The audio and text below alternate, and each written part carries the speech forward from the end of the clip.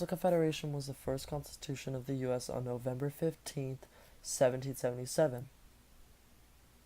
The Articles of Confederation do not provide Congress and the government enough power. The Articles do not give Congress the power to tax, which caused inflation due to printing money. The U.S. borrowed money for the U.S. Revolutionary War, which left debt. Congress had no power to draft troops, so the U.S. military was left weak. No judicial branch, no executive, which meant no president. They didn't want to make a mistake by having the same government as the British. They couldn't just change it. It required unanimous consent on which the 13 states must agree. The Founding Fathers found out the hard way. They went back to the drawing boards, drafting a new constitution as we know today.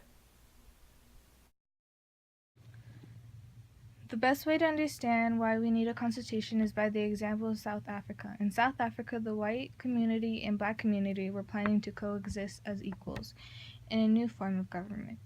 Before this, the whites were oppressing the blacks, so this idea of coexisting was hard for them. They had their fears, which was reasonable. They had their own ideas for their government, and in the end, after long negotiations, they made a compromise that pleased them both. This compromise was implemented by a constitution, which is basically how our constitution was made to be. The U.S. was and still is a melting pot. People had their fears.